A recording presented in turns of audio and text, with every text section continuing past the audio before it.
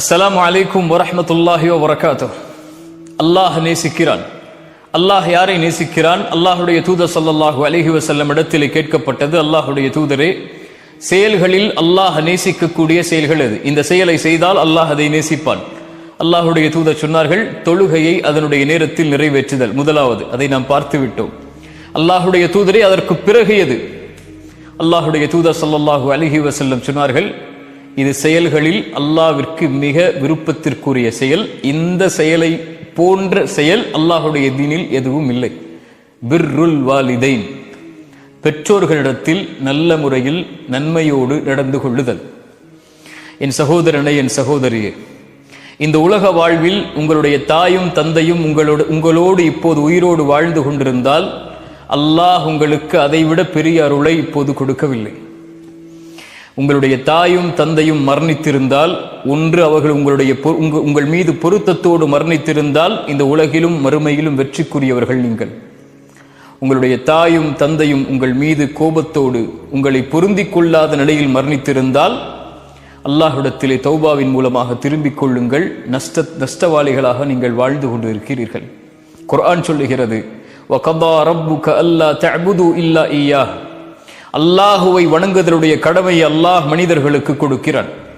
அதற்கு பிறகு வபில் வாலிதைனி இஹ்சானா, பெற்றோர்களிடத்தில் நல்ல முறையில் நடந்து கொள்ள வேண்டும் என்ற கடமையை அல்லாஹ் கொடுக்கிறான்.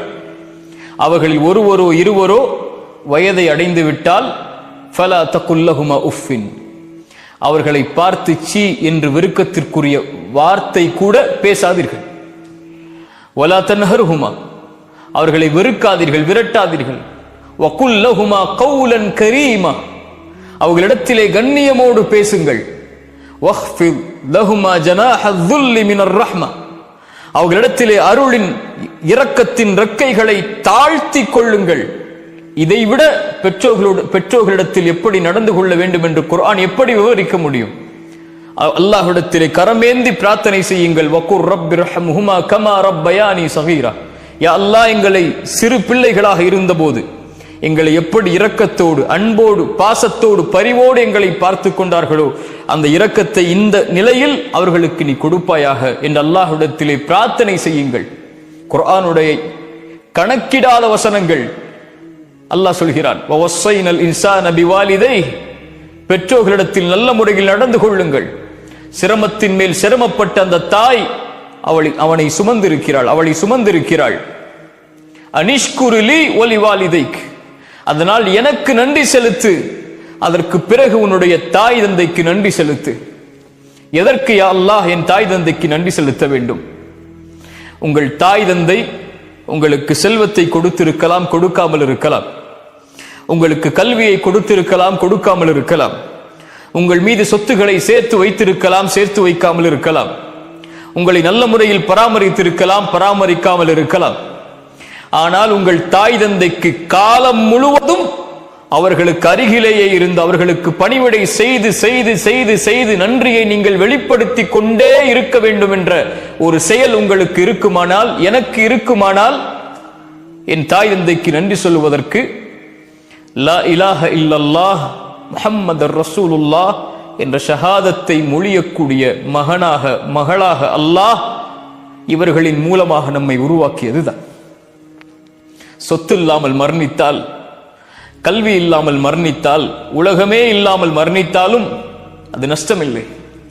ஆனால் இந்த ஈமான் இல்லாமல் மரணித்தால் அல்லாஹ் அதை இந்த தாய் தந்தை வாயிலாக அல்லாஹ் நமக்கு கொடுத்திருப்பதற்கு நன்றி செலுத்த மறந்து விட்டால், காரணங்களை தேடிக்கொண்டிருந்தால், என் தாய் தந்தைக்கு நான் எதற்கு நன்றி செலுத்த வேண்டும் என்று இதை அறிந்ததற்கு பிறகும் நம்மை விட நஷ்டவாளிகள் யாரும் இல்லை. என் தாய்க்கு நான் நன்றி சொல்கிறேன். அஷ்ஹது அன்ன அல்லா இலாஹ இல்லல்லாஹ் வ அஷ்ஹது அன்ன முஹம்மது ரசூலுல்லாஹ் என் ஷஹாதத்தை மொழிவதற்கு அல்லாஹ் வாயிலாக எனக்கு ஒரு வாய்ப்பை கொடுத்தான். என் தாயே, ஜஸாக்கில்லாஹி கைரன், அல்லாஹ் உங்களுக்கு நலவை தரட்டும். உங்களுடைய விஷயத்தில் நான் குறைவுபட்டிருக்கிறேன். அல்லாஹ்விடத்திலே மன்னிப்பை தேடுகிறேன், உங்களிடத்திலும் மன்னிப்பை தேடுகிறேன். என் தாய்க்கு நன்றி, என் தந்தைக்கு நன்றி. அல்லாஹ் இன்னும் குர்ஆனிலே சொல்கிறான், உங்களில் நீங்கள் வாலிபத்தை அடைந்து விட்டால், குறிப்பாக 40 வயதை அடைந்து விட்டால் அல்லாஹ் பெற்றோரிடத்தில் எப்படி நடந்து கொள்ள வேண்டும் என்று சொல்கிறான். 40 வயதை அடைந்தவன், அவனிடத்திலே குடும்பம் இருக்கும், குழந்தைகள் இருக்கும், செல்வம் இருக்கும், தொழில் இருக்கும், அவனுக்கென்று ஒரு சூழல் உருவாகி இருக்கும். இத்துணை நிலையில் நீ மாறி இருந்தாலும் 40 வயதை நீ அடைந்து விட்டாலும் உன் குடும்பம், உன் மனைவி, உன்னுடைய தொழில், உன் செல்வம், உன் குழந்தைகள், இவையெல்லாம் உன்னை மிகைத்து விடக் கூடாது. உன் தாய் தந்தைக்கு நன்றியோடு நடக்க வேண்டும் என்ற காரியத்தில் அல்லாஹ் அந்த வசனத்துடைய ஆரம்பத்தில் சொல்கிறான், பெற்றோர்களிடத்தில் நல்ல முறையில் நடந்து கொள்ளுங்கள். சிரமத்தின் மேல் சிரமப்பட்டு உங்களை சுமந்திருக்கிறாள், சிரமத்திற்கு மேல் சிரமப்பட்டு உங்களை பெற்றெடுத்திருக்கிறாள், தன் வாழ்க்கையே உனக்காக அர்ப்பணித்திருக்கிறாள். அல்லாஹ் அதற்கு பிறகு சொல்கிறான், அவன் துஆ செய்வான் 40 வயதை அடைந்தால், ரப்பி அவ்ஸிஅனி அன் அஷ்குர நிஅமதக அல்லதி அன்அம்த அலைய வ அலா வாலிதைய. யா அல்லாஹ், எனக்கு உதவி செய் உனக்கு நன்றி செலுத்துவதற்கு, என் மீது நீ செய்த அருளுக்காக, என்னுடைய பெற்றோர்கள் மீது செய்த நீ அருளுக்காக, எனக்கு செய்த அருள் இவர்களை எனக்கு கொடுத்தது யா அல்லாஹ், இதற்கு நன்றி செலுத்துவதற்கு எனக்கு உதவி செய்ய அல்லாஹ். நீ பொருந்தக்கூடிய செயலை செய்வதற்கு. அல்லாஹ் எதற்கு அதை சொல்கிறான்? பெற்றோர்களின் மூலமாக பொருத்தத்தை தேடி உன் பொருத்தத்தை பெறக்கூடிய செயலை செய்வதற்கு யா அல்லாஹ் எனக்கு உதவி செய். என்னுடைய வாரிசுகளை நல்ல முறையில் ஆக்கிவிடு யா அல்லாஹ். நான் என் பெற்றோருக்கு சிறந்த வாரிசு, என் வாரிசும் எனக்கு சிறந்த வாரிசாக இருக்க வேண்டும். அதை மாற்றிவிடு. அதில் தவறளித்திருந்தால் என்னை மன்னித்துக் கொள் யா அல்லாஹ், நான் முஸ்லிம்களில் ஒருவன் என்ற துஆவை செய்யுங்கள் என்று அல்லாஹ் கட்டளையிடுகிறார். இதை விட எப்படி பெற்றோர்களிடத்தில் நல்ல முறையில் நடந்து கொள்ள வேண்டும் என்பதை விவரிக்க முடியும்? அல்லாஹ்வுடைய தூதர் ஸல்லல்லாஹு அலைஹி வஸல்லமுடைய ஒரு செய்தியை கவனியுங்கள். 3 பேர் ஒரு குகையில் மாட்டுகிறார்கள். ஒவ்வொருவரும் அவர்கள் செய்த நன்மைகளை அல்லாஹ்விடத்திலே முறையிட்டு அதிலிருந்து விடுதலை பெற வேண்டும் என்ற ஆசை கொள்கிறார்கள்.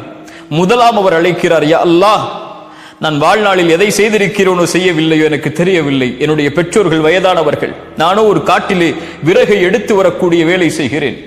நான் என் வழக்கம் எப்படி, என்னுடைய உணவை நான் கொண்டு வந்தால் என்னுடைய வீட்டிற்கு என் மனைவியும் குழந்தைகளும் அதை சாப்பிடுவதற்கு முன்னால் என் பெற்றோர்கள் சாப்பிட்டால் தான் அவர்களுக்கு கொடுப்பேன். ஒரு நாள் இரவிலே நான் வருவதற்கு தாமதமாகிறது. என் பெற்றோர்கள் பசியால் உறங்கிவிட்டார்கள். அவர்களுக்காக கொண்டு வந்த உணவை நான் கொண்டு வந்திருக்கிறேன். என் பிள்ளைகளும் என்னுடைய மனைவியும் பசியில், ஆனால் என் பெற்றோர்கள் சாப்பிடாமல் உறங்கிக் கொண்டிருக்கிறார்கள். அவர்களை எழுப்புவதற்கு கூட, அந்த சிரமத்தை கொடுப்பதற்கு கூட எனக்கு மனம் நாடவில்லை. அவர்களுடைய தலையில் அருகிலேயே அமர்ந்திருக்கிறேன். காலை விடியும் வரை அவர்களுக்கு அருகிலேயே அமர்ந்திருந்து அவர்கள் எழுந்து அந்த உணவை சாப்பிட்டதற்கு பிறகுதான் என்னுடைய மனைவிக்கும் என்னுடைய பிள்ளைகளுக்கும் கொடுத்தேன். யா அல்லாஹ், இந்த செயலை நீ ஏற்றுக்கொண்டிருந்தால் இந்த சோதனையிலிருந்து எனக்கு விடுதலை கொடு. அல்லாஹ் விடுதலையை கொடுக்கிறான். உங்கள் மனைவி உங்களுடைய தாய்க்கு பணிவிடை செய்வதிலிருந்து உங்களை மிகைத்திருந்தால், உங்களுடைய குடும்பம், உங்களுடைய குழந்தை, உங்களுடைய செல்வம், உங்களுடைய தொழில், இவையெல்லாம் உங்கள் பெற்றோர்களுக்கு பணிவிடை செய்வதிலிருந்து உங்களை மிகைத்திருந்தால், இவை அனைத்தும் அல்லாஹ்விடத்தில் தடுக்கப்பட்டவை. என்ன செயல் இருக்கிறது அல்லாஹ்வுடைய தீனில்? என் ரப்பை நெருங்குவதற்கு என்று ஒருவன் கேட்டால் இதைவிட வேறு எந்த செயலும் இல்லை. அப்துல்லா இப்னு அப்பாஸ் இடத்தில் ஒரு ஓடி வருகிறார். அப்துல்லா இப்னு அப்பாஸே, ஒரு பெண்ணை திருமணம் செய்ய வேண்டும் என்று ஆசைப்பட்டேன், பெண் பேசினேன், அவளும் ஒத்துக்கொண்டாள். ஆனால் என்னை விட்டு இன்னொருவரை பெண் மணமகனாக ஏற்றுக்கொண்டாள். என்னால் கோபம் தாங்க முடியவில்லை. அந்த பெண்ணை நான் கொலை செய்து விட்டேன். அதற்குரிய தண்டனையை நிறைவேற்றுங்கள். ஆனால் எனக்கு அல்லாஹ்விடத்திலே மன்னிப்பு உண்டா? அப்துல்லா இப்னு அப்பாஸ் கேட்டார்கள், உன்னுடைய தாய் உயிரோடு இருக்கிறார்களா? அவர் கேட்டார், இல்லை, என் தாய் உயிரோடு இல்லை, மரணித்து விட்டார்கள். அப்படி என்ற அல்லாஹ்விடத்திலே தௌபா செய், அல்லாஹ்விடத்திலே நெருங்குவதற்குரிய காரியங்களை தேடிக்கொள். அங்கிருந்த நபித்தோழர் கேட்டார், தோழரை அப்துல்லா இப்னு அப்பாஸ் அவர்களே, ஏன் அவரிடத்திலே அவருடைய தாயை குறித்து விசாரித்தீர்கள்? அப்துல்லா இப்னு அப்பாஸ் என்ன சொன்னார் தெரியுமா? என் மரணம் வரை என் உள்ளத்தில் எழுதப்பட வேண்டிய வார்த்தை அது. என் தாயுடைய அழைப்பு என்னுடைய உலகத்திலே இருக்கும் வரை எழுதப்பட வேண்டிய வசனம் அது. இன்னிலா அலமு அமலன், நான் எந்த ஒரு செயலையும் அறியவில்லை அல்லாஹ்விடத்திலே நெருங்குவதற்கு தாய்க்கு பணிவிடை செய்வதை தவிர. அல்லாஹு அக்பர். பிர்ருல் வாலிதைன், தாய் தந்தை இடத்தில் நல்ல முறையில் நடந்து கொள்ளுதல் அல்லாஹுடைய நேசத்தை உங்களுக்கு பெற்றுத்தரும். ரசூலுல்லாஹ் சொன்னார்கள், நாசமாகுவான் அவன் யார்? தாய் தந்தை வயதை அடைந்தும் அவர்கள் உயிரோடு இருந்தும் அதன் மூலமாக யார் சொர்க்கம் நுழையவில்லையோ அவன் நாசமாகுவான். நீ தொழுகையாளியாக இருக்கலாம், தஅவாவில் இருக்கலாம், குர்ஆனை ஓத தெரிந்தவராக இருக்கலாம், மனனம் செய்தவராக இருக்கலாம், நீங்கள் கோடிகளில் புரளக்கூடியவராக இருக்கலாம், தொழிலில் நீங்கள் உச்சத்தை தொட்டவராக இருக்கலாம், உலகமெல்லாம் உங்களுக்கு கட்டுப்பட்டு இருக்கலாம். ஆனால் தாய் தந்தையுடைய விஷயத்தில் நீங்கள் குறைவை வைத்திருந்தால் நீங்கள் நஷ்டவாளிகள் தான். இந்த ஒட்டுமொத்த உலக வாழ்க்கையும் உங்களுக்கு நஷ்டம்தான். நாளை மறு உலக வாழ்க்கையும் நஷ்டம்தான். அல்லாவிற்கு பிறகு கவனத்தில் எடுக்க வேண்டிய ஒரு உறவென்றால் உம்முக் உம்முக் உம்முக், உன் தாய் உன் தாய் உன் தாய். அதற்கு பிறகு யார் ரசூலல்லாஹ்? உன் தந்தை. அனிஷ்குரிலி வலிவாலிதைக், பெற்றோர்களிடத்தில் நல்ல முறையில் நடந்து கொள்ளுங்கள். என் சகோதர சகோதரியை, எனக்கு நான் சொல்கிறேன், நம்முடைய தாய் தந்தை நமக்கு செய்த அருளை போன்று அல்லாஹுடைய அருளால் வேறு யாரும் இந்த உலகத்திலே நமக்கு எந்த அருளையும் செய்துவிட முடியாது. ஒட்டுமொத்த வாழ்வையும் நமக்காக கொடுத்து நம் நலனை மட்டுமே குறிக்கோளாக கொண்டு வாழக்கூடிய உறவுகள் அது. குறிப்பாக தாய் தன் எதிர்பார்ப்புகளை, தன் ஆசைகளை, தன் எண்ணங்களை, தன் வயதை, தன் வாழ்க்கையை, ஒட்டுமொத்தத்தையும் தன் பெற்றெடுத்த பிள்ளை நலமோடு இருந்தால் போதும் என்று கழிக்கக்கூடிய ஒரே உறவு இந்த உலகத்திலே தாய் மட்டும்தான். அந்த தாயை நோவினை செய்து, அந்த தாய்க்கு சிரமத்தை கொடுத்து, அந்த தாயை தள்ளி வைத்து விட்டு, அந்த தாயை உதறி தள்ளிவிட்டு எந்த ரப்பை வணங்கப் போகிறோம்? அல்லாஹ்விடத்திலே நேசத்துக்குரிய அமல் தாய் தந்தை இடத்திலே நல்ல முறையில் நடந்து கொள்ளுதல். அஸ்ஸலாமு அலைக்கும் வரஹ்மத்துல்லாஹி வபரகாத்துஹு.